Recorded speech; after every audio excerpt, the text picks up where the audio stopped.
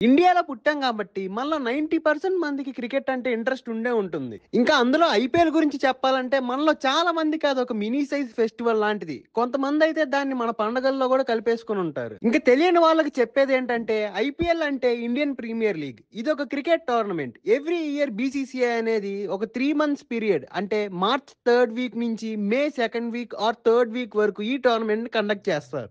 ఐపీఎల్‌ని చూస్తే మనకి ఎంటర్‌టైన్‌మెంట్ వచ్చినట్టు బీసీసీఐకి, టీమ్ ఓనర్స్‌కి అండ్ టీవీ ఛానెల్స్‌కి ఏమొస్తుందో ఈ వీడియోలో చూద్దాం. ఇంక మొదటిగా బీసీసీఐ అంటే board of control for cricket in India. ఇదొక గవర్నమెంట్ కంట్రోల్‌లో లేని ఆర్గనైజేషన్. అంటే దీది పెట్టుకున్న రూల్స్‌తోనే ఇది పనిచేస్తుంది. కనుక ఐపీఎల్ ద్వారా వచ్చిన మనీకి ఇండియన్ గవర్నమెంట్‌కి టాక్స్ కట్టదు. ఐపీఎల్ అంటే బీసీసీఐకి, టీమ్ ఓనర్స్‌కి అండ్ టీవీ ఛానెల్స్‌కి బిజినెస్. బీసీసీఐకి ఐపీఎల్ వల్ల డబ్బులు ఎలా వస్తాయంటే మొదటిగా టీవీ అండ్ డిజిటల్ రైట్స్. 2008 నుంచి 2017 వరకు సోనీ పిక్చర్స్ వాళ్ళు 8,200 క్రోర్స్ బిడ్ చేసుకొని ఐపీఎల్ రైట్స్ ని కొనుక్కున్నారు.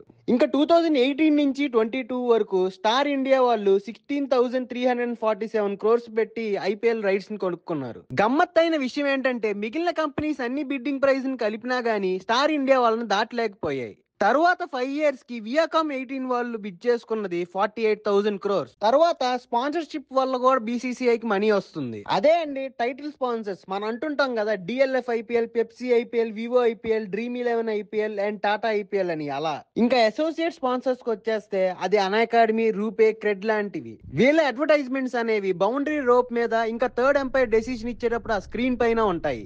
ఇంకా ఫ్రాంచైజ్ ఓనర్స్ కి ఐపీఎల్ వల్ల డబ్బులు ఎలా వస్తాయంటే ఎప్పుడైతే వాళ్ళ టీం హోమ్ గ్రౌండ్ లో మ్యాచ్ ఆడుతుందో అప్పుడు అక్కడ సోల్డ్ అయిపోయిన టికెట్ ప్రైజెస్ ఇన్కమ్ కూడా వీళ్ళకే వస్తుంది. అది మాత్రమే కాదు ఇంకా స్టేడియం లో అమ్మే ఫుడ్ ఐటమ్స్ మీద ప్రాఫిట్, ఇంకా జెర్సీ మీద ప్రింట్ చేయించుకున్న స్పాన్సర్షిప్, ఇంకా ఆన్లైన్ సెల్లింగ్ అంటే వాళ్ళ జెర్సీ అనేది ఆన్లైన్ లో అమ్మినా గానీ స్టేడియం బయట అమ్మినా గానీ అందులో వచ్చే ప్రాఫిట్ కూడా వాళ్ళకే వస్తుంది. ఇంకా బీసీసీఐ అనేది టీవీ రైట్స్ నుంచి స్పాన్సర్షిప్ నుంచి వచ్చిన అమౌంట్ లో 50% అనేది ఐపీఎల్ టీమ్స్ కి ఇస్తుంది.